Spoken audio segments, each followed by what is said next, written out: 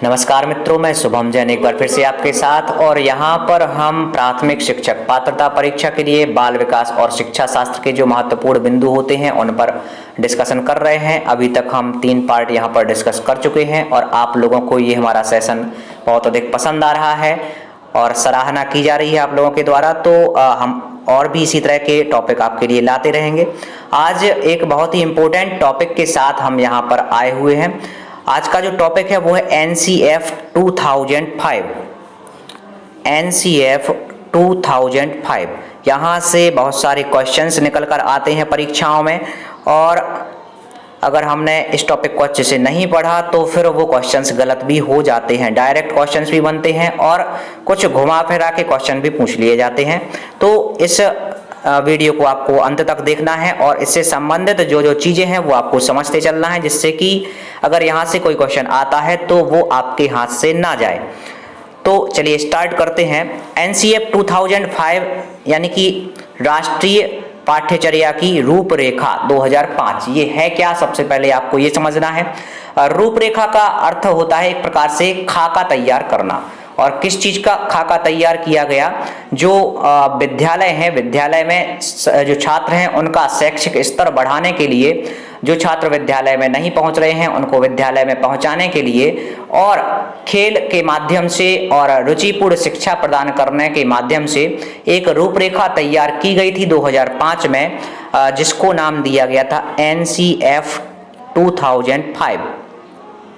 NCF 2005 में ये रूपरेखा तैयार की गई थी। इसका जो पूरा नाम है वो हमें याद रखना है। NCF का पूरा नाम है नेशनल करिकुलम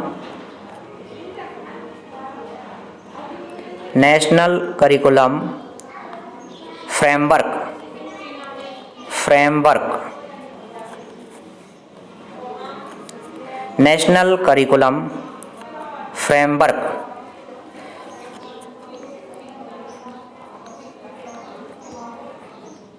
NCF 2005। तो इसके अंतर्गत 5 बिंदु सम्मिलित किए गए थे 2005 में। यहाँ पर ये फ्रेमवर्क तैयार किया गया था।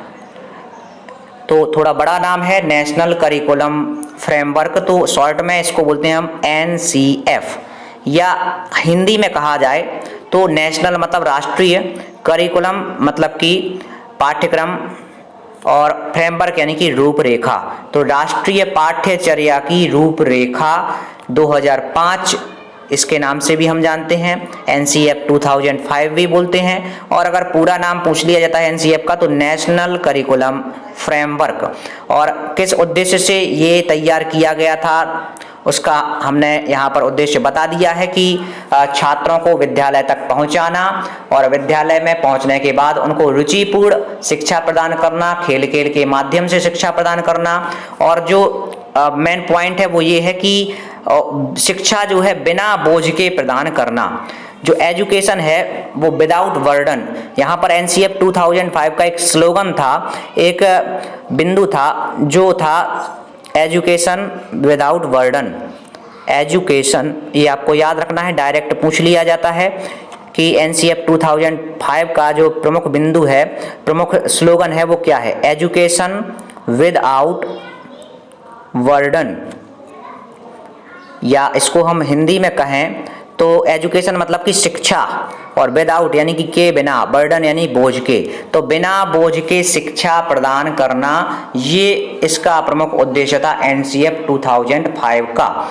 अच्छा, बिना बोझ के शिक्षा किस प्रकार से प्रदान करना कि खेल खेल के माध्यम से उनको शिक्षा प्रदान की जाए, प्रेशर ना डाला जाए, ना रटने पर बल दिया जाए, ना भारी भरकम उनके बैग होने चाहिए, ना बुक्स इतनी ज़्यादा होना चाहिए कि उन बुक्स के बोझ के तले छात्र दब जाएं। कम से कम बुक्स में ज़्यादा से ज़्यादा उनको पढ़ाया जा सके, उनका शैक्षिक स्तर बढ़ाया जा सके, ये प्रयास किया गया है NCF 2005 के अंतर्गत। और ये जो खाका तैयार किया गया था वो NCERT अब NCERT क्या है? ये एक प्रकार की संस्था है जो कि जो पाठ्य पुस्तक होती हैं उनका निर्माण करती है, उसके सिलेबस का निर्माण करती है। तो इसके सहयोग से और MHRD इन दो के सहयोग से ये NCF 2005 का खाका तैयार किया गया था। NCERT का जो पूरा नाम है वो है national council of education research and training, राष्ट्रीय शैक्षिक अनुसंधान संगठन, ये इसका पूरा नाम है NCERT का। और अधिकतर राज्यों में और जो कि सेंट्रल गवर्नमेंट के जो स्कूल्स हैं वहाँ पर NCERT की ही बुक्स चलती हैं। इसके अलावा बहुत राज्य ऐसे हैं जहाँ पर यही कोर्स लागू है और इसी की पुस्तकें पढ़ाई जा रही हैं विद्यालयों में। इसके अलावा जो MHRD है वो है मानव संसाधन विकास मंत्रालय, एक केंद्र सरकार का एक मंत्रालय है जो शिक्षा विभाग को देखता है। उस विभाग का नाम है मानव संसाधन विकास मंत्रालय, ministry of human research development. तो ये जो विभाग है वो शिक्षा विभाग को चलाता है और उसकी देखरेख करता है। तो इन दोनों के माध्यम से, इन दोनों की सहायता से NCF जो 2005 है उसकी रूपरेखा तैयार की गई थी। चलिए अब हम डिस्कस कर लेते हैं इसमें क्या क्या शामिल किया गया। तो सबसे पहली बात तो NCF 2005 है, उसके 5 प्रमुख बिंदु हैं, 5 मार्गदर्शक सिद्धांत हैं। उसमें पहला क्या है? ज्ञान को स्कूल के बाहर जीवन से जोड़ा जाए, यानी कि दैनिक जीवन से जो संबंधित समस्याएं हैं उनका समाधान गणित के माध्यम से किया जाए। ये NCF 2005 का प्रमुख उद्देश्य था। पढ़ाई को रटंत प्रणाली से मुक्त किया जाए, मतलब कि रटने पर बल ना दिया जाए। पाठ्यचर्या पाठ्य पुस्तक केंद्रित ना रह जाए, मतलब कि पाठ्य पुस्तक ही सब कुछ नहीं है, जो दैनिक जीवन या व्यवहारिक रूप में बालक सीख सकता है वो भी इम्पोर्टेंट होता है, वो भी मैटर करने वाली चीजें हैं। तो केवल पाठ्य पुस्तक पर ही केंद्रित ना रह जाए पाठ्यचर्या, इस बात पर ध्यान दिया गया। इसके अलावा कक्ष को गतिविधियों से जोड़ा जाए और इसे लचीला बनाया जाए, यानी कि गतिविधियों के माध्यम से शिक्षण प्रदान किया जाए और लचीला बनाया जाए। लचीला बनाने का मतलब है एक ही समस्या को कई तरीके से हल कर सकने की योग्यता छात्रों में विकसित की जाए। इसके अलावा जो 5वां प्रमुख बिंदु है वो है राष्ट्रीय मूल्यों के प्रति आस्थावान विद्यार्थी तैयार हों, या राष्ट्रीय महत्व के बिंदुओं को पाठ्यक्रम में शामिल किया जाए, मतलब कि छात्रों में देश प्रेम की भावना का विकास किया जाए। ये NCF 2005 का 5वां प्रमुख सिद्धांत था। आगे बढ़ते हैं। सिद्धांत के संबंध में महत्वपूर्ण तथ्य यहाँ पर हमने शामिल किए हुए हैं, वो आपको समझना है। NCF 2005 का मुख्य उद्देश्य जीवन और ज्ञान के मध्य की दूरी को कम करना था। इस प्रक्रिया में बच्चों के विद्यालय जीवन को बाहरी जीवन से जोड़ना चाहिए। ये हम पहले बता चुके हैं, अभी अभी जो हमने ऊपर बिंदु देखे हुए थे वहां पर हमने देखा था कि किस प्रकार की शिक्षा प्रदान की जाए कि जो विद्यालय जीवन है उसको बाहरी जीवन से क्या किया जाए, जोड़ा जाए। ये इसका प्रमुख पॉइंट है। इसके अलावा NCF 2005 को प्राथमिक शिक्षा में लागू किया गया था। इस अधिगम प्रक्रिया के माध्यम से विद्यार्थियों को रटने की प्रणाली से मुक्त कराना था, ताकि विद्यार्थियों का चहुमुखी विकास हो सके। चहुमुखी मतलब चारों तरफ से, हर क्षेत्र में वो अपना विकास कर पाए। तो इस कारण से इसको मुक्त कराया गया था, किससे? रटने की प्रणाली से। अगर रटेगा बालक तो वो एक जगह सिमट के रह जाएगा, वो अपना चहुमुखी विकास नहीं कर पाएगा। इसके अलावा शिक्षण अधिगम प्रक्रिया बाल का केंद्रित हो, ये बात आपको बिल्कुल नोटिस कर लेना है कि NCF 2005 में बाल केंद्रित शिक्षा पर बल दिया गया, ना कि शिक्षक केंद्रित। NCF 2005 में स्पष्ट रूप से कहा गया था कि जो शिक्षा है वो शिक्षक पर केंद्रित नहीं होनी चाहिए, बल्कि वो बालक पर केंद्रित होना चाहिए। विषय सामग्री का उपयोग किया जाए जिससे प्रभावशाली व्यक्तित्व का निर्माण हो सके। इसके बाद नेशनल करिकुलम फ्रेमवर्क 2005 यानी कि NCF 2005 निर्माण NCERT द्वारा किया गया था, जो कि हम पहले बता चुके हैं, एवं इसको पूर्ण करने का कार्य निर्देशक प्रोफेसर कृष्ण कुमार के नेतृत्व में किया गया था। तो NCERT द्वारा इसका निर्माण किया गया था और किसके निर्देशन में? प्रोफेसर कृष्ण कुमार, ये नाम आपको याद रखना है। इसका प्रमुख लक्ष्य आत्मज्ञान अर्थात विद्यार्थियों को अलग अलग अनुभवों का अवसर देकर उन्हें स्वयं ज्ञान की प्राप्ति करनी होती है। आगे बढ़ते हैं। राष्ट्रीय पाठ्यचर्या की रूपरेखा 2005 के अनुसार हर विद्यार्थी की अपनी क्षमता और कौशल होते हैं, तो हर विद्यार्थियों को उसे व्यक्त करने का मौका प्रदान किया जाना चाहिए। ये बात भी यहाँ पर शामिल की गई कि सभी जो विद्यार्थी होते हैं उनमें एक समान योग्यता नहीं होती है। कोई विद्यार्थी किसी चीज़ में एक्सपर्ट होता है, जबकि दूसरा जो छात्र है वो किसी और क्षेत्र में अच्छा होता है। तो उन सभी छात्रों के जो उनको समान अवसर प्रदान किए जाएं, उनको मौके दिए जाएं, जिससे कि वो अपनी प्रतिभा सामने ला पाएं। अब आगे देख लेते हैं हम एनसीएफ 2005 के जो अंग हैं वो। तो राष्ट्रीय पाठ्यचर्या रूपरेखा को 5 भागों में बांटकर वर्णित किया गया है। ये 5 भाग क्या क्या हैं? परिप्रेक्ष्य, सीखने का ज्ञान, पाठ्यचर्या के क्षेत्र, स्कूल की अवस्थाएं और आकलन, विद्यालय और कक्षा का वातावरण और व्यवस्थागत सुधार। इन 5 चीज़ों को शामिल किया गया था। अब एनसीएफ 2005 के जो प्रमुख सुझाव हैं या फिर राष्ट्रीय पाठ्यचर्या की रूपरेखा की जो प्रमुख विशेषताएं हैं वो हम यहाँ पर डिस्कस कर रहे हैं। एनसीएफ 2005 के अनुसार प्राथमिक स्तर पर भाषा का माध्यम मातृभाषा होना चाहिए, मतलब कि मातृभाषा में ही शिक्षा प्रदान की जानी चाहिए प्राइमरी लेवल पर, जिससे कि छात्रों को भाषा सीखने में या फिर अन्य चीज़ें सीखने में ज़्यादा समस्या ना जाए। मातृभाषा पे छात्रों की पकड़ होती है, वो उसको अच्छे से जानते हैं, समझते हैं, तो उस माध्यम में वो ज़्यादा अच्छे से अपना विकास कर पाते हैं। इसलिए मातृभाषा में ही शिक्षा दी जाए, ये बात इसमें शामिल की गई थी एनसीएफ 2005 में। आगे शिक्षण सूत्र जैसे ज्ञात से अज्ञात की ओर, मूर्त से अमूर्त की ओर आदि का अधिकतम प्रयोग हो। हाँ, ये बात भी आपको ध्यान रखना है कि एनसीएफ 2005 जो था उसमें आगमन विधि पर बल दिया गया। अब आगमन विधि कौन सी विधि होती है? जिसमें हम ज्ञात तथ्यों के आधार पर अज्ञात चीजों की ओर पहुंचते हैं, उदाहरणों के माध्यम से हम नियम की ओर पहुंचते हैं, मूर्त से अमूर्त की ओर पहुंचते हैं। तो इन चीजों का प्रयोग किया जाए, इन शिक्षण सूत्रों का प्रयोग किया जाए शिक्षण में एनसीएफ 2005 के अनुसार। सूचना को ज्ञान मानने से बचा जाए। कहने का तात्पर्य यह है कि किसी भी इंफॉर्मेशन को डायरेक्टली हमें ज्ञान नहीं मान लेना है, बल्कि उसकी तह तक जाना है और कल्पना करना है और उसके बारे में हमें अपसारी चिंतन का प्रयोग करते हुए विभिन्न प्रकार के निष्कर्ष निकालना है। उसके बाद हमें उस ज्ञान को अपने अंदर ग्रहण करना है। केवल सुना और हमने ग्रहण कर लिया, ये काम नहीं करना है। आगे लिखा हुआ है, विशाल पाठ्यक्रम व मोटी किताबें शिक्षा प्रणाली की असफलता का प्रतीक है। यानी कि भारी भारी जो बैग्स होते हैं, बहुत बड़ा सिलेबस होता है और भारी भरकम किताबें होती हैं, इनकी अपेक्षा अगर बालक को कम बोझ और कम किताबों के माध्यम से अच्छी शिक्षा प्रदान की जाए तो हमें उस विधि को अपनाना है। ये बात एनसीएफ 2005 में शामिल की गई। इसके बाद मूल्यों को उपदेश देकर नहीं बल्कि वातावरण देकर स्थापित किया जाए। जो दैनिक जीवन से संबंधित मूल्य हैं उनको डायरेक्टली हमें व्याख्या नहीं करना है कि हमें सत्य बोलना चाहिए या फिर हमें इस चीज़ का ऐसा उपयोग करना चाहिए।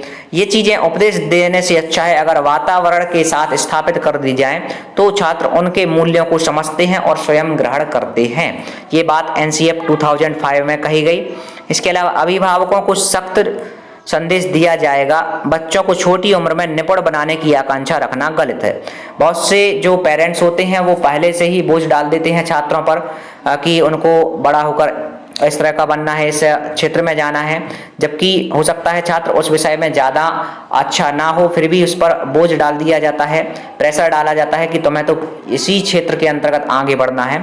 तो विभिन्न प्रकार की जो आकांक्षाएं होती हैं पेरेंट्स की बच्चों के प्रति, तो ये गलत बात है और छोटी उम्र में उनको निपुण बनाने की जो आकांक्षाएं रखी जाती हैं वो एक प्रकार से क्या होती हैं, गलत होती हैं। इस तरह का नहीं होना चाहिए और अभिभावकों को इस प्रकार का संदेश दिया जाता है कि आपको अपने अनुसार बच्चे को नहीं बनाना है, बल्कि बच्चे को उसकी रुचि के अनुसार आगे बढ़ाना है। इसके बाद बच्चों को स्कूल से बाहर जीवन में तनाव मुक्त वातावरण प्रदान करना, ये भी बात एनसीएफ 2005 में कही गई। और अच्छे विद्यार्थी की धारणा में बदलाव, अर्थात अच्छा विद्यार्थी वह है जो तर्कपूर्ण बहस के द्वारा अपने मौलिक विचार शिक्षा के समान प्रस्तुत करता है। देखिए, जो शिक्षण का मूल उद्देश्य होता है वो यही होता है कि बालक में तर्क शक्ति का विकास किया जाए और यही बात एनसीएफ 2005 में कही गई कि किस प्रकार की बहस होनी चाहिए? तर्कपूर्ण बहस होनी चाहिए और इसके माध्यम से मौलिक विचार शिक्षा के समान प्रस्तुत करना चाहिए। इसके बाद खेल आनंद बाद सामूहिकता की भावना के लिए रिकॉर्ड बनाने के बाद तोड़ने की भावनाओं को बढ़ावा ना दें। तो कभी कभी ऐसा होता है कि खेल वगैरह आयोजित होते हैं और उनमें एक बालक रिकॉर्ड बनाता है और फिर ये प्रेशर डाला जाता है बड़ों के द्वारा दूसरे छात्र पर या दूसरे खिलाड़ी पर कि उसको जो दूसरा खिलाड़ी जिसने रिकॉर्ड बनाया है उसका रिकॉर्ड तोड़ना ही है। तो इस प्रकार की जो भावना है उसको हमें बढ़ावा नहीं देना है, सामूहिकता की भावना को बढ़ाना है। ये एनसीएफ 2005 में बात कही गई है। इसके बाद पुस्तकालय में बच्चों को स्वयं पुस्तक चुनने का अवसर देना चाहिए जिससे कि वो अपने रुचि के अनुसार पुस्तकें पढ़ सकें। सांस्कृतिक कार्यक्रमों में मनोरंजन के स्थान पर सौंदर्य बोध को बढ़ावा देना चाहिए। सौंदर्य बोध के अंतर्गत जैसे कि किसी सांस्कृतिक कार्यक्रम में कोई सांस्कृतिक कार्यक्रम आयोजित किया गया है, उसमें किससे संबंधित है वो, उसके बारे में डिटेल से एनालिसिस करके उसके जो उदाहरण हैं कुछ उदाहरण स्पष्ट करके हमें एक अच्छा संदेश देना चाहिए छात्रों में, ना कि मनोरंजन को बढ़ावा देना चाहिए।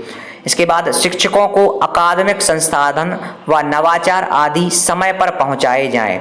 मतलब कि जो शिक्षण सामग्री है उसको शिक्षकों तक समय रहते पहुंचाया जाना चाहिए जिससे कि वो छात्रों का अध्ययन समय पर कंप्लीट करवाकर मूल्यांकन कर सकें। इसके बाद शिक्षण अधिगम परिस्थितियों में मातृभाषा का उपयोग, ये हम पहले बता चुके हैं। इसके बाद सजा व पुरस्कार की भावना को सीमित रखा जाए, ज़्यादा इस पर बल ना दिया जाए, सजा देने पर, दंड देने पर और ना ही पुरस्कार देने पर होना चाहिए सजा और पुरस्कार, लेकिन लिमिटेशन में। इसके बाद समुदाय को मानवीय संसाधन के रूप में प्रयुक्त होने का अवसर दें। कल्पना का मौलिक लेखन के अधिकाधिक अवसर प्रदान करें, ये बात भी एनसीएफ 2005 में कही गई। और सह शैक्षणिक गतिविधियों में बच्चों के अभिभावकों को भी जोड़ा जाए, यानी कि जो शैक्षणिक गतिविधियां हैं, एजुकेशनल एक्टिविटीज हैं, इसमें बच्चों को भाग तो दिया ही जाए, इसके अलावा उनके जो पेरेंट्स हैं उनको भी शामिल किया जाए जिससे कि पेरेंट्स अपने छात्रों का स्वयं आकलन कर सकते हैं, उनको देखकर गतिविधि किस तरह से कर रहे हैं।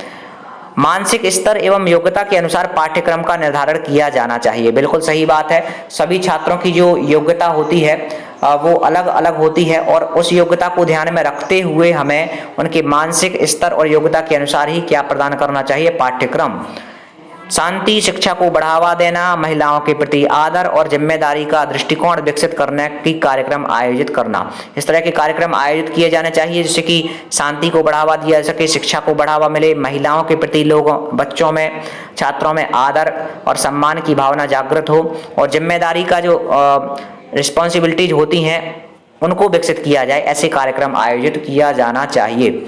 इसके अलावा बालकों के चहुमुखी विकास पर आधारित पाठ्यचर्या होनी चाहिए, मतलब कि हर क्षेत्र में वो अग्रणी हो सकें, इस बात पर ध्यान दिया जाना चाहिए और सभी विद्यार्थियों हेतु समावेशी वातावरण तैयार करना चाहिए। ये बातें एनसीएफ 2005 में कही गई थी। और पाठ्यक्रम शब्द का जो इसमें प्रयोग किया, पाठ्यचर्या या फिर पाठ्यक्रम, उसके बारे में भी हम डिस्कस कर लेते हैं। एनसीएफ का जो पूरा नाम है उसमें एक शब्द मिलता है राष्ट्रीय पाठ्यचर्या की रूपरेखा। तो पाठ्यचर्या या फिर जो पाठ्यक्रम है वो क्या है? पाठ्यक्रम जो है वो दो शब्दों से मिलकर बना है, पाठ्य और क्रम, ठीक है। तो पाठ्यक्रम जिसमें पाठ्य का अर्थ है पढ़ने योग्य सामग्री और क्रम का अर्थ है उसको एक व्यवस्थित रूप में पढ़ना। तो पढ़ने योग्य जो सामग्री होती है उसको व्यवस्थित रूप में पढ़ा जाए उसको क्या बोला जाता है? पाठ्यक्रम, या इसको हम इंग्लिश में करिकुलम बोलते हैं, जो कि कुरेरे नामक शब्द से लिया गया है और कुरेरे का अर्थ होता है दौड़ का मैदान। आगे देख लेते हैं। एक निश्चित व्यवस्था अर्थात पढ़ने योग्य सामग्री की एक निश्चित व्यवस्था ही पाठ्यक्रम है। पाठ्यक्रम अंग्रेजी भाषा की करिकुलम शब्द से बना है और करिकुलम शब्द लैटिन भाषा के कुरेरे शब्द से बना हुआ है, जिसका अर्थ होता है दौड़ का मैदान। एक ऐसा दौड़ का मैदान जिस पर दौड़कर विद्यार्थी अपने द्वारा निर्धारित किए गए लक्ष्य को प्राप्त कर लेता है। ये यहाँ से क्वेश्चन 2011 का जो वर्ग 3 का पेपर हुआ था वहाँ से बना था कि करिकुलम शब्द जो है किस भाषा से लिया गया है, या फिर ऐसा क्वेश्चन बना हुआ था कि उसका अर्थ क्या होता है। तो आपको इसीलिए इनका डिटेल से एनालिसिस करना है जो हम पढ़ा रहे हैं, यहाँ से क्वेश्चंस बनते हैं। आगे एनसीएफ 2005 में शिक्षक के प्रति क्या दृष्टिकोण रखा गया वो देख लेते हैं। शिक्षक जो है वो ज्ञान का स्रोत नहीं बल्कि एक ऐसा सुगम करता है जो सूचना को अर्थ बोध में बदलने की प्रक्रिया में विविध उपायों द्वारा बच्चों हेतु सहायक हो। यानी कि ये बात कही गई है कि जो शिक्षक है शिक्षक केंद्रित वातावरण नहीं निर्मित करना है, ना ही पाठ्यक्रम को और शिक्षण को शिक्षक केंद्रित बनाना है, बल्कि शिक्षण को किस प्रकार का बनाना है, बाल केंद्रित बनाना है। बालक केंद्र बिंदु होना चाहिए, ना कि शिक्षक। ये बात इस यहाँ पर कही गई। एनसीएफ 2005 में बच्चों के प्रति क्या दृष्टिकोण होना चाहिए। प्रत्येक बच्चे की सीखने की जो गति और प्रकृति होती है वो अलग अलग होती है और सभी बच्चे सक्रिय रूप से पूर्व ज्ञान और उपलब्धि सामग्री गतिविधियों के आधार पर अपने लिए अर्थ निर्माण करते हैं। यानी कि हर बच्चे में अलग अलग क्वालिटीज होती हैं, उसकी जो एबिलिटी होती है वो अलग अलग होती है, योग्यताएं और उसकी तर्क शक्ति, समस्या को समाधान करने का जो तरीका होता है वो अलग अलग होता है। ये बात एनसीएफ 2005 में कही गई। एनसीएफ 2005 के भाषा के प्रति दृष्टिकोण। बच्चों में भाषा समझने अभिव्यक्त करने की क्षमता जन्मजात होती है, ये बात एनसीएफ 2005 में कही गई। एनसीएफ 2005 गणित के प्रति क्या दृष्टिकोण रखता है वो भी हम देख लेते हैं। बच्चे गणित की मूल संरचना को समझने, अंकगणित, बीजगणित, रेखागणित, त्रिकोणमिति के सभी मूल तत्व, समस्या समाधान की अनेक युक्तियां अर्थात सामान्य परिमाण, स्थिति विश्लेषण, अनुमान लगाना, पुष्टि करना आदि पद्धति मुहैया कराते हैं। ये बात एनसीएफ 2005 में कही गई। तो यहाँ पर हमें एक चीज और याद रखना है कि जो एनसीएफ 2005 है इसके लिए एक समिति बनाई गई थी, उसके अध्यक्ष कौन थे, प्रोफेसर यशपाल। प्रोफेसर यशपाल, ये आपको याद रखना है, बहुत बड़ा नाम है प्रोफेसर यशपाल। ये याद रखना है कि इनकी अध्यक्षता में एक समिति बनाई गई थी एनसीएफ 2005 का रूपरेखा तैयार करने के लिए। और यहाँ पर जो एनसीएफ 2005 तैयार किया गया तो उसमें सबसे ऊपर जो बात कही गई वो रविंद्रनाथ टैगोर जी के एक निबंध से ली गई थी। तो ऐसा क्वेश्चन बन जाता है कि कौन से साहित्यकार के निबंध की सामग्री ली गई, तो ली गई थी रविंद्रनाथ टैगोर। ये आपको याद रखना है दोनों चीजें। अब इससे संबंधित जो प्रश्न बनते हैं वो हम देख लेते हैं। विद्यालय शिक्षा का अब तक का नवीनतम राष्ट्रीय दस्तावेज क्या है, एनसीएफ 2005। यानी कि वर्तमान समय में जो शिक्षण पद्धति लागू है, संचालित हो रही है, वो किस पर आधारित है, एनसीएफ 2005 पर। इस मंत्रालय की पहल पर इस यहाँ पर आपको कर लेना है, इसकी जगह किस मंत्रालय की पहल पर एनसीएफ 2005 तैयार किया गया था। तो वो मंत्रालय कौन सा है, मानव संसाधन विकास मंत्रालय, MHRD, ministry of human research development. किसकी अध्यक्षता में विद्यार्थियों ने एनसीएफ 2005 तैयार किया, तो प्रोफेसर यशपाल, जो अभी अभी हमने बताया हुआ था।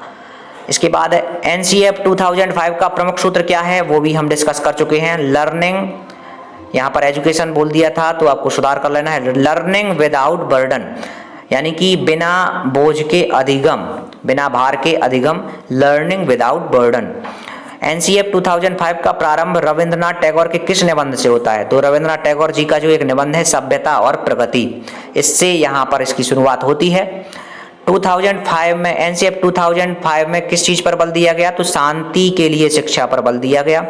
एनसीएफ 2005 में बताया गया है, क्या बताया गया कि सपनों के भारत को धरातल पर उतारने की युक्ति, ये युक्ति बताई गई है एनसीएफ 2005 में। इसके बाद एनसीएफ 2005 के अध्याय विद्यालय एवं कक्षा का वातावरण में बताया गया है, क्या बताया गया, तो विद्यालय और कक्षा का वातावरण, इससे संबंधित जो अध्याय है उसमें बताया गया है कि वातावरण में भौतिक और मनोवैज्ञानिक जो आयाम होते हैं वो अधिगम को किस प्रकार से प्रभावित करते हैं, ये इसके अंतर्गत, इस अध्याय के अंतर्गत बताया गया है। सामाजिक अध्ययन शिक्षण का राष्ट्रीय पाठ्यक्रम कब बनाया गया, तो ये बनाया गया 2005 में, एनसीएफ 2005। एनसीएफ 2005 में सामाजिक अध्ययन में कौन से मुद्दों को शामिल करने की अनुशंसा की गई, तो कौन से मुद्दों को शामिल करने की अनुशंसा की गई? सभी स्तर के विद्यार्थियों के लैंगिक और स्वास्थ्य संबंधी जो मुद्दे होते हैं उन पर अनुशंसा की गई थी। NCF 2005 की कार्यशाला कहाँ पर आयोजित की गई? तो ये देश की राजधानी जो कि नई दिल्ली है वहाँ पर आयोजित की गई। और किसके द्वारा? NCERT, national council of educational research and training. Yashpal Sharma समिति में कुल कितने सदस्य थे?